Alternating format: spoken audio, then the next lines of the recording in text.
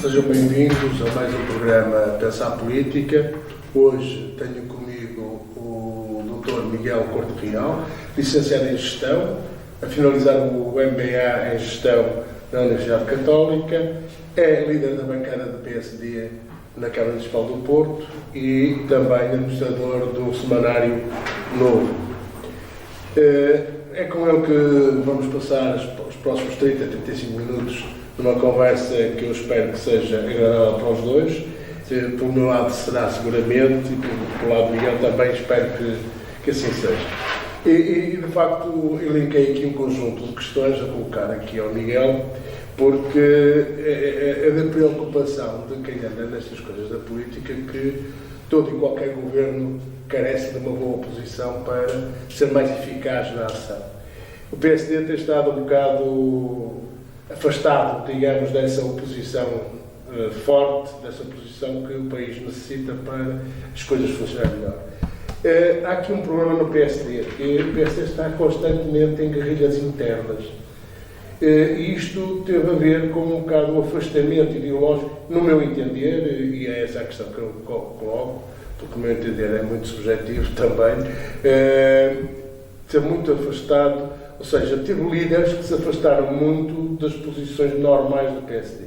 Relembro o caso de Passos Coelho, que fez uma deriva à direita, e o Rui Rio fez uma deriva ao centro. Ambas foram, a do Passos Coelho foi um bocado mais ganhadora do que a do Rui Rio, mas em todo o caso afastou muito o espectro político do PSD, e o PSD é hoje uma reminiscência do que foi no passado.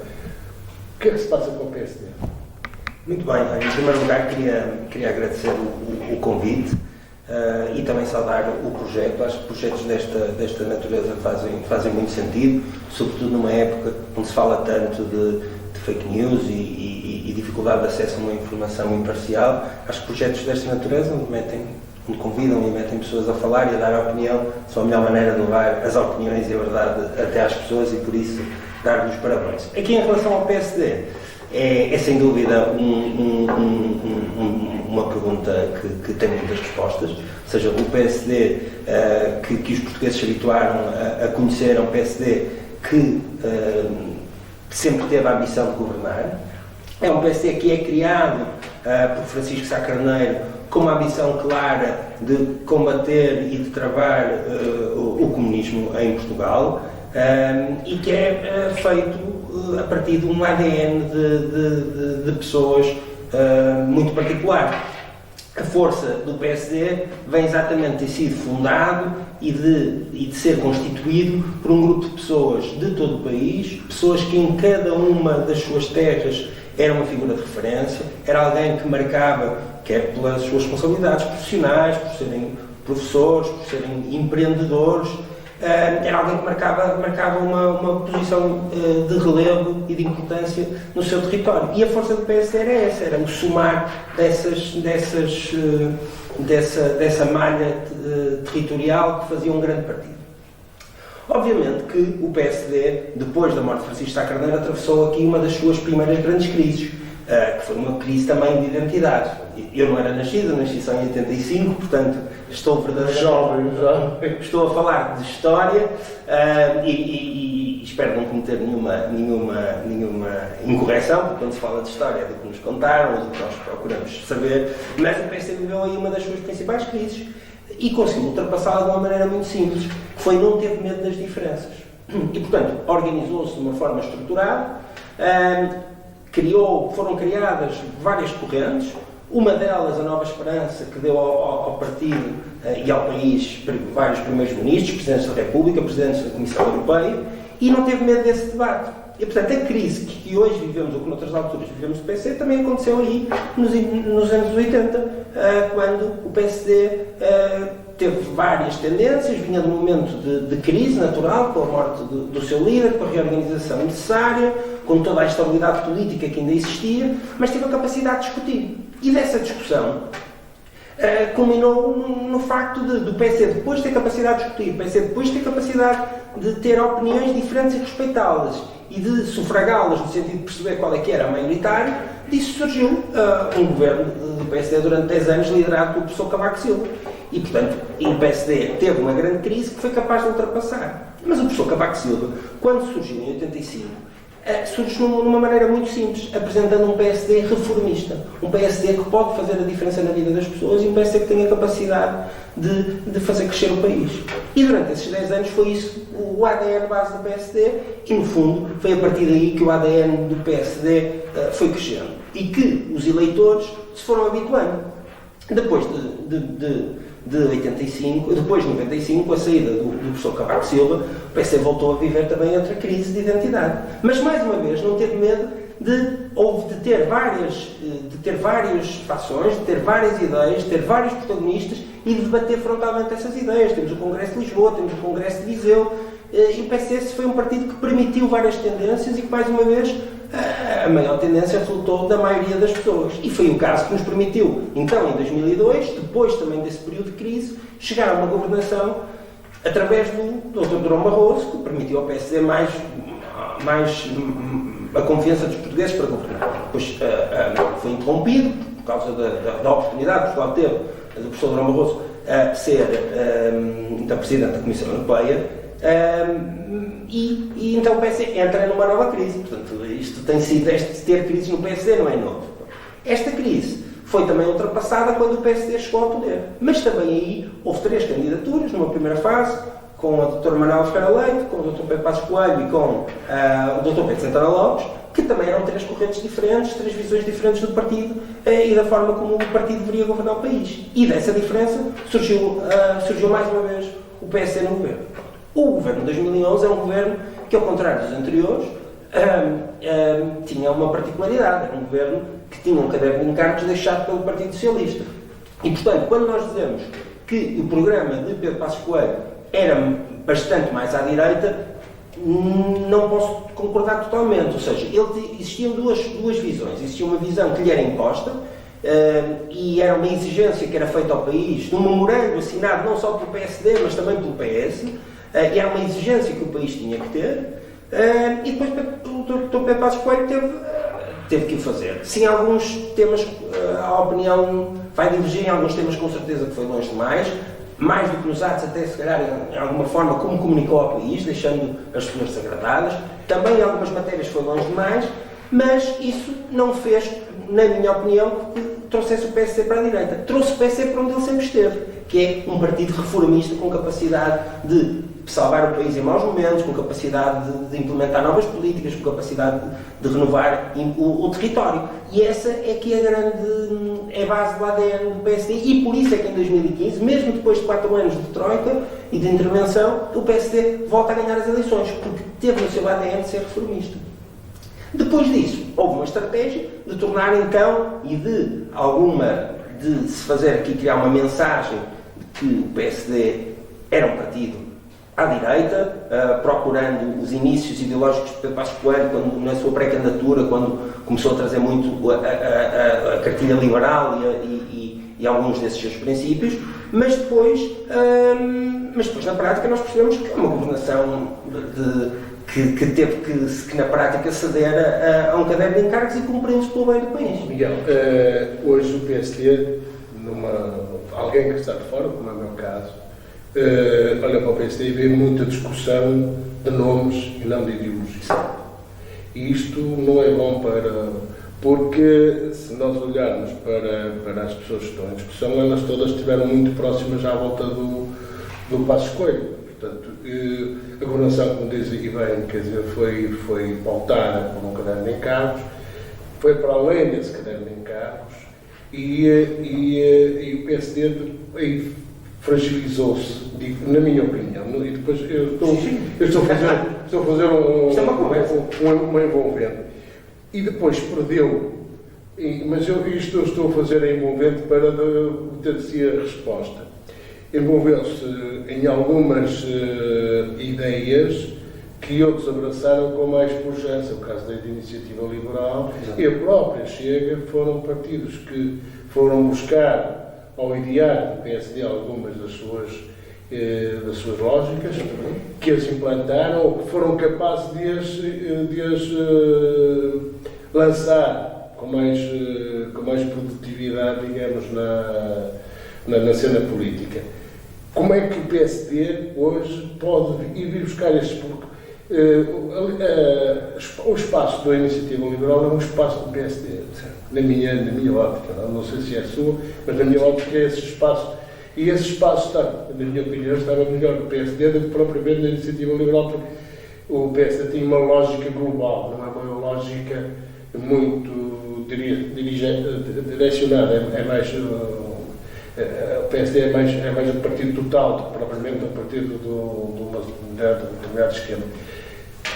Não sei se percebeu onde é que eu quero chegar e onde é que era que a sua resposta é.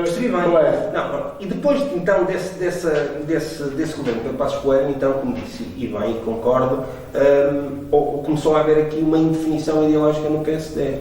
Uma indefinição ideológica por parte de alguns dos seus dirigentes. Porque a ideologia do PSD é o seu ADN e estamos de acordo que o PSD sempre teve na sua ideologia uma visão liberal em muitas das matérias, em matérias sobretudo económicas. É verdade que o PSD sempre se fez um partido popular, como é também o Chega, um partido que é feito popular, mas não populista. Popular, mas não populista. Essa é uma grande diferença. Essa é uma das grandes diferenças, sim. E, portanto, o PSD, depois do desgaste natural da governação, que é uma consequência de tomar decisões difíceis, quem toma decisões difíceis como o PSD teve que tomar e o governo depois tem consequências, mas o PSD também nunca se importou disso, ou seja, de tomar as decisões difíceis a pensar nas próximas eleições. Isso também é uma parte ativa do PSD. Mas aqui a questão é evidente que o PSD tem capacidade de recuperar esse eleitorado. Esse eleitorado divide-se, não é um eleitorado comum. A Iniciativa Liberal tem aqui um mérito, tem vários méritos, mas tem aqui um em especial, que é, além de conseguir ir ao eleitorado do PSD, ao eleitorado mais liberal, conseguir ir buscar algum desse eleitorado, conseguiu também nas últimas eleições ir atrair um eleitorado mais jovem que em muitos momentos estava afastado da política. Portanto, eu acho saudável que a Iniciativa Liberal exista e acho natural que continue a crescer enquanto partido. O que eu acho que o PSD, como também disse e concordo, é um partido que não é um partido de uma ideologia só, não é um partido de uma ideia, não é um partido de meia dúzia de causas, não, é um partido de governação. É um partido que tem um ideário que está ao serviço dos portugueses e é isto que as pessoas reconhecem no PSD. Mas é isso que tem faltado, na minha opinião, tem faltado ao PSD. Falta, claro, também concordo, por um motivo muito simples, é que o PSD, depois de ter dificuldades de governação e que lhe causaram dificuldades de afirmação, porque ficamos com, por exemplo, os reformados ficaram naturalmente muito agastados com o que aconteceu no governo, muitas outras decisões foram difíceis e foram tomadas, e isso criou aqui uma identidade e deu do ponto de vista de percepção, e também os partidos mais à esquerda foram criando essa percepção de procurar empurrar o PSD mais para a direita. E depois, o problema que trouxe do ponto de vista de identidade foi a liderança seguinte, quando o Dr. Rui Rio ganha as eleições do PSD e rapidamente, passado alguns meses, assume uma narrativa de um PSD ao centro. E essa narrativa confundiu os eleitores. Confundiu os eleitores por vários motivos. Em primeiro, porque o eleitor tradicional do PSD é alguém que se sente bem no centro-direita e onde se sente bem quando existam algumas pessoas à sua direita e algumas pessoas à sua esquerda. Isto é, o PSD, não estamos a falar só dos apoiantes, estamos a falar dos seus dirigentes, sempre tivemos pessoas mais à esquerda e mais à direita. E esta sempre foi a força do PSD. Agora, nós não podemos ter diferentes visões num partido, que é uma grande mais-valia, se depois nos pusermos a debate, se depois nos pusermos em confronto. E foi a isto que faz falta. O PSD continua a ter pessoas com várias visões. O PSD continua a ser um partido com quadros muito capazes e com visões diferentes para o país, que entendem que é fácil se entenderem construir uma posição conjunta. O problema é que a anterior direção do partido optou uma estratégia tática de se assumir como um partido ao centro. Optou por isso por uma questão mais eleitoral, de achar que os seus votos à direita eram garantidos e que onde poderia crescer era ao centro. Isto, do ponto de vista teórico, até se consegue entender. O problema é que na prática também se adivinhavam, algumas pessoas adivinhavam que isso não iria acontecer. E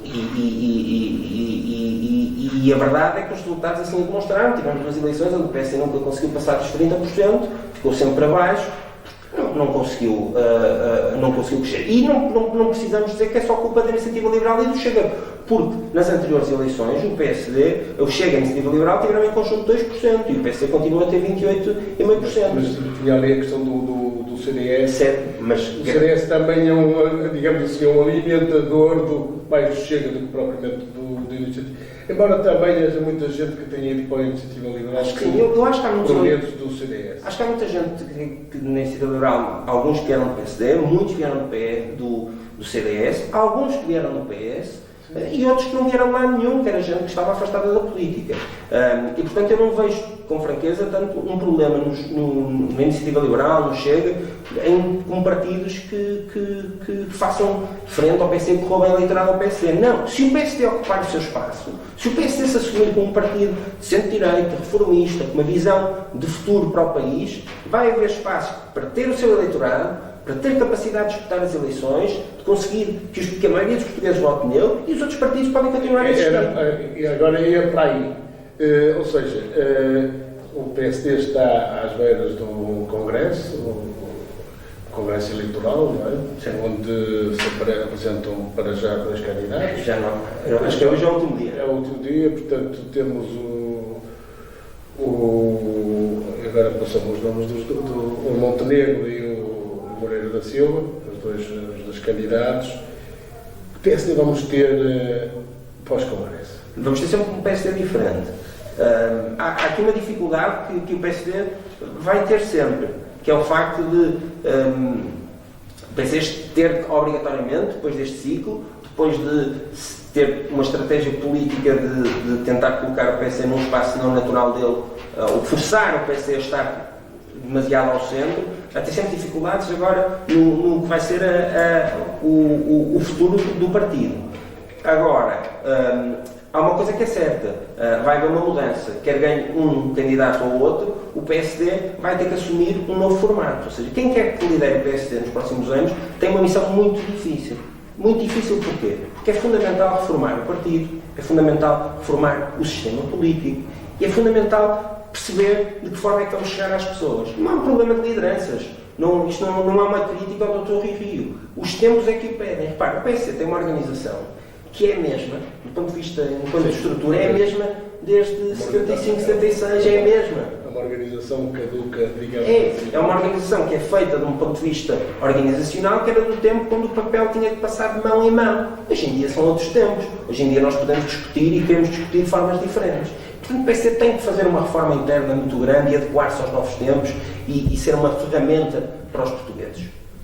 Depois, do ponto de vista do sistema político, é também por mais evidente que temos que olhar e ter capacidade de perceber como é que vamos reformar o sistema político, como é que vamos garantir que a proximidade, as políticas de proximidade possam ser mantidas. Não faz sentido nós termos um sistema político desenhado numa perspectiva tão central do poder estar só em Lisboa. Isto não é não sou nada do discurso do centralismo, não sou nada desse discurso, mas a verdade é que o desenho do sistema político está assente demasiado na capital do país. E esse é um problema. E, portanto, temos também de pensar na reforma. E essa reforma tem que permitir tornar o sistema mais ágil, mais simples, mais acessível, a que todos participem, através de partidos ou não, de abrir a participação política. Muitas vezes ouve-se políticos dizer que as pessoas estão afastadas da política, mas isso é uma consequência do sistema político que muitos dos políticos da geração anterior à minha criaram, que barrou a participação das pessoas. E, portanto, não há milagres. Nós passamos décadas a barrar a participação das pessoas na política, a promover... O Rio foi um bocado inovador. Ele trouxe para a política gente jovem. Eu lembro que foi severamente criticado por ter apresentado no Porto um jovem como cabeça de lista de deputados, que depois agora se televisão. Ele quis chamar, e trouxe muita gente jovem, mas não terá sido isso também uma causa que tenha levado muitas pessoas no interior do PSD a eles boicotar o trabalho do Rio? Não acho. Acho que... Porque ele quis renovar o partido, na minha opinião. Mas a renovação não se faz por decreto. Claro, e quando nós achamos que renovar é colocar gente jovem, por exemplo, seria o mesmo que achar... Há uma mescla, tem que haver sempre uma mescla. Não, é evidente, mas as verdadeiras reformas não se fazem por dados que estão no bilhete de identidade, ou seja, há características minhas, que é a idade, que é o nome, mas essas são características que me são atribuídas. Agora, o que é fundamental na renovação é na renovação estrutural. É verdade que tomou medidas micro, no sentido de fazer diferente e dizer, bem, não tem que ser os do costume, e aí acho que é de saudar, mas a renovação não se consegue por trazer gente nova, ou por trazer meia dúzia de pessoas novas para fazer um número de comunicação. A renovação efetiva faz-se em trazer gente nova que não tem participado na política, tenham eles 18 anos, tenham eles 65 anos. Não é isto. Nós temos muita gente que tem 65 anos, que tem um percurso profissional extraordinário, que nunca esteve envolvido na política e seria uma enorme mais-valia política. Por exemplo, nos lugares que falou, mesmo na atividade parlamentar. Como em tudo na vida tem que existir equilíbrio, não é? E repare, eu tenho 36 anos, ocupei sempre cargos muito novo, nunca senti que a idade fosse um obstáculo, ao contrário de muito do que muitas pessoas dizem, e acho que a idade é um problema que passa com o tempo, não é? E, portanto, acho que isso é algo que tem que ser visto com toda a simplicidade. O Dr. Rui optou por trazer gente nova. Agora, se calhar não era essa a renovação que as pessoas pretendiam. Miguel, o PSD tem falado ao longo... Aliás, o PSD e o PS e quase todos falam em reformas. Certo. E depois vai saber que reformas. Reforma do sistema eleitoral, a reforma do sistema político, como estava a falar, a reforma da justiça, a reforma da saúde. Há aqui um conjunto de reformas que o país necessita, que dizem que o país necessita, mas que parece-me que ninguém está preparado, digamos, para ter mãos nessas reformas, digo eu. A questão, o problema de se falar das reformas é exatamente só falar. Portanto, nós temos uma geração política de políticos que têm muito boas intenções há muitos anos de reformas. Por exemplo, a grande discussão que houve na reforma do sistema político em 98 com a discussão da regionalização. Mas, mais uma vez, quando se discutiu o tema, que é um tema importante e que é um tema da reforma do sistema político, quando se fala da regionalização está-se a falar da reforma do sistema político, foi um tema que foi tratado, mais uma vez, quase do ponto de vista de os que são bairristas e os que não são bairristas, e portanto foi assim que foi tratado. Não, o que tem que haver é um verdadeiro processo de distribuição de competências. Temos agora, no momento, o exemplo da questão da Miguel, não sei se concordam comigo, infelizmente nós temos uma comunicação social que deveria de ajudar a compreender, a esclarecer estes processos todos. Não, parece que só discutem aquilo que a espuma da onda e não se discutem a onda. Não sei se está a comigo. Ajudar a compreender onde é que se quer alcançar as reformas que os partidos propõem. Mas a comunicação social também tem um problema, que é eles só podem comunicar o que os partidos e os agentes políticos pretendem dizer. E os agentes políticos e os agentes políticos normalmente pretendem dizer coisas vagas, pretendem não explicar, pretendem não se comprometer. Mas agora, com a pandemia e com a guerra, começaram a aparecer especialistas em tudo para ter sido. Isso sempre houve, havia menos canais para eles falarem.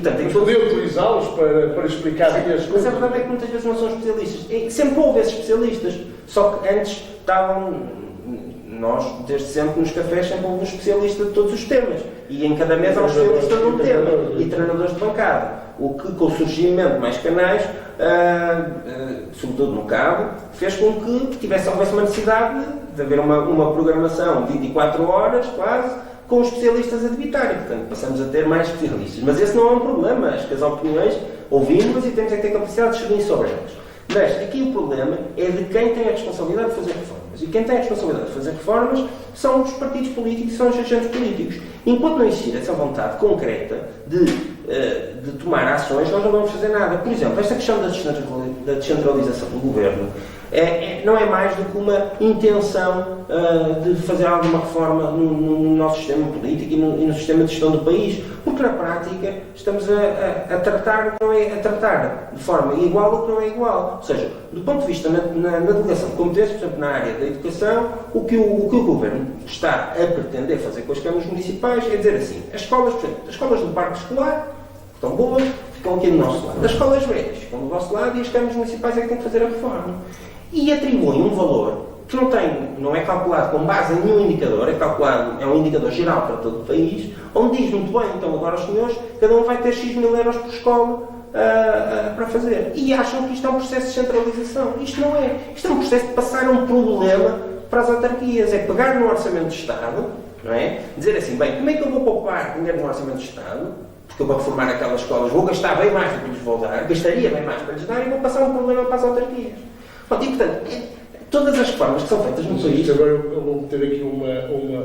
Quando se diz que um euro na autarquia vale mais que 5 no governo central. É verdade, mas isso que nos faz, e estou de acordo. Agora, porquê? Porque as autarquias têm uma questão, têm muito mais escrutínio popular. As autarquias estão muito mais próximas do terreno e, portanto, têm uma obrigação de fazer acontecer. Por exemplo, no caso das escolas, se uma escola uma escola gerida pelo município tiver problemas estruturais, o que vai acontecer é que as associações de pais, os alunos, os professores vão todos reclamar junto à Câmara e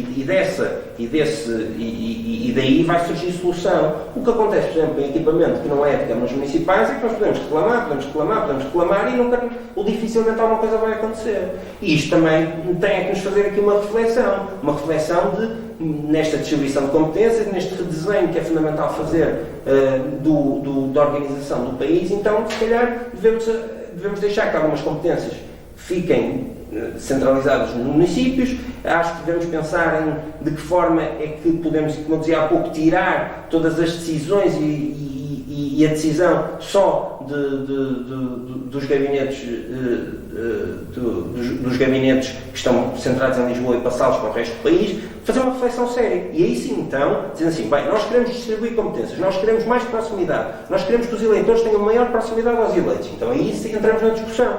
Dizemos assim, muito bem, então, se calhar vamos procurar ter um sistema eleitoral diferente, um sistema eleitoral onde, por exemplo, temos uns círculos uninominais ou outro sistema que faça aproximar os eleitos dos eleitores. E acho que essa era uma medida fundamental. Acho que essa medida era fundamental. E quando nós falamos de regionalização, como se falou em 1998, e é curioso que 24 anos depois fala-se de regionalização da mesma maneira que se falava em 1998, há muito bairrismo, não é? Mais uma vez, o que nós temos que falar é não. Nós temos é que distribuir competências. Por exemplo, uma Câmara Municipal, como a do Porto, como a de Lisboa, pode ter muito mais competências do que tem.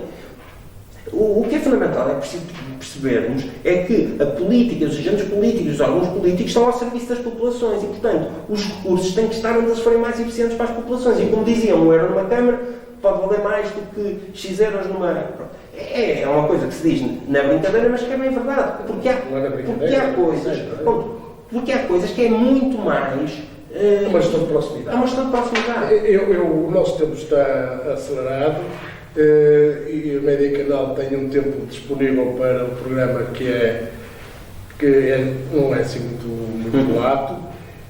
Portanto, até agora centramos muito na discussão do PSD e agora queria centrar noutra área. No Orçamento de Estado.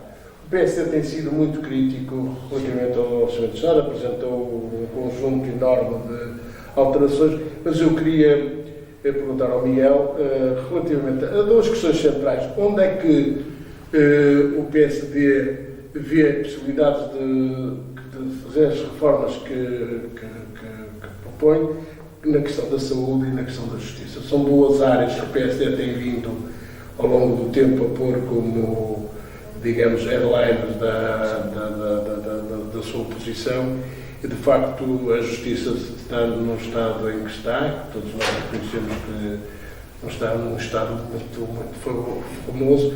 A saúde tem guias, não é? Certo. A palavra é sua. Em relação a esses dois temas, ou seja, o PSD tem sido, não só neste Orçamento de Estado, mas ao longo dos últimos últimos anos tem sido bastante crítico do que tem sido feito, quer na saúde, quer na justiça e noutros temas. Mas para mim o caso da saúde é um caso de verdadeira importância quando pensamos em reformar o país, em reformar a economia. O caso da justiça, peço desculpa, é um caso de verdadeira importância. Porquê? Porque se nós não tivermos uma capacidade de ter uma justiça ágil, onde as pessoas confiem, onde haja uma percepção de causa-consequência, de justiça, de causa-consequência, nós não vamos conseguir evoluir. Nós nunca vamos conseguir ser atrativos, trazer para cá, por exemplo, grupos económicos que estão a ir para outros países da União Europeia, enquanto tivermos um sistema de justiça que cause desconfiança a essas empresas. Há outras questões, também fiscais, mas a questão da justiça, fala-se muito disso como um grande problema, mas eu acho que acima até das questões fiscais estão estas questões da justiça, que é a nossa justiça, com o seu tempo de resposta, com a sua imprevisibilidade em muitas matérias, tem feito com que muitas empresas se afastem de Portugal, porque essas empresas procuram a estabilidade, a confiança, é saber, essas empresas e qualquer gestor, e saber como, de forma simples é isto. E portanto esse é um grande problema. Portanto, há aqui muito a fazer na reforma da justiça, mais uma vez no sentido de perceber como é que podemos adequar os tribunais a cada uma das diferentes necessidades, porque tem que haver uma reforma na justiça, criando programa, criando uma agilidade fiscal que seja, por exemplo, como eu dizia, benéfico para as empresas, mas que haja também uma reforma na justiça que garanta que os princípios elementares da justiça são cumpridos. E o facto, por exemplo, de eles não serem cumpridos é que é o grande motivo, por exemplo, de partidos como o Chega têm vindo a crescer, porque em muitas matérias dão opiniões que as pessoas concordam, que são de elementar injustiça, e isto só acontece porque a justiça não funciona. Pergunta-me assim, tem meios? Poderia ter mais, com certeza que sim. Mas o problema está no processo, muitas vezes, em coisas que poderiam ser muito mais ágeis, mesmo com os meios que tem hoje, mas com o excesso de burocracia que o Estado foi acumulando ao longo dos anos. Não será um efeito do 25 de Abril, ou seja, temos uma justiça muito securitista, de salvaguarda de todos e mais alguns direitos ao réu, e quer dizer que nós estamos com medo ainda de regressar a esse tempo. E eu acho que na justiça é um exemplo... Mas há uma altura de fazermos alguma coisa para fazer isto. Mais uma vez, na justiça tem sempre esta visão de que também temos que de proteger os favorecidos, proteger,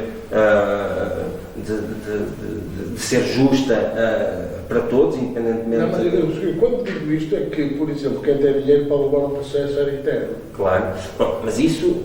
Mas por causa deste seguritismo que existe, claro, subjacente mas esse é um problema global, não é só de Portugal, não é?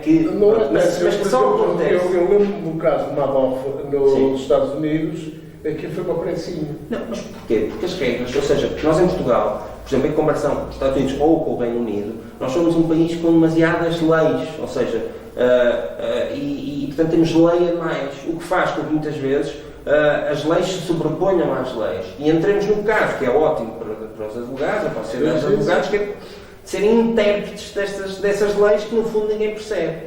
Em muitas conversas, quando um advogado começa a falar, dizemos sempre, bem, eles estão a falar para se ouvirem e para ninguém perceber, porque é assim que é uma brincadeira, não é? Mas é assim. Tenho 2 minutos para falar de saúde. Bom, em relação à saúde, o PSD tem sido muito crítico, as cativações que têm sido feitas têm causado aqui uma enorme dificuldade, e o que o país tem que perceber é que, e o Governo neste caso tem que perceber, é que os serviços de saúde que não têm competência de gerir, então que o passe para outras entidades, nomeadamente também autarquias, com uma estratégia concertada, e depois, de uma vez por todas, o Estado também ter uma estratégia que não seja só de olhar para o imediato, seja de olhar para o futuro, e que haja verdadeiramente uma estratégia de políticas de prevenção que evitem muitos dos problemas.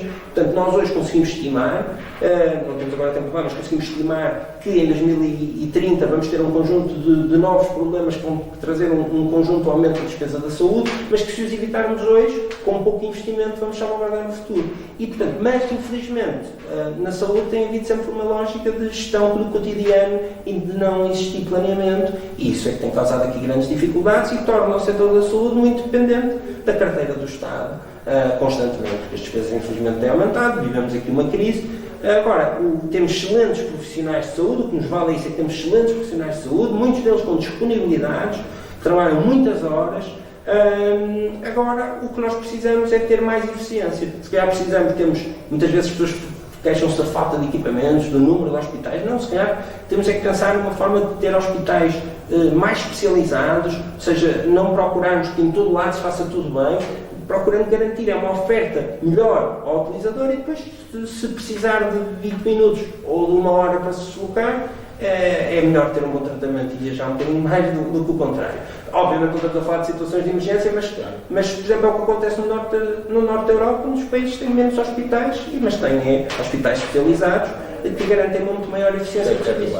E foi um prazer tê-lo aqui. Gostei muito desta conversa. Foi uma conversa que eu direi interessante, porque de facto o Miguel é um bom conversador e gostei muito de ter aqui. Média Canal chega ao fim, este programa do Pensar Política. Até uma próxima. Muito obrigado.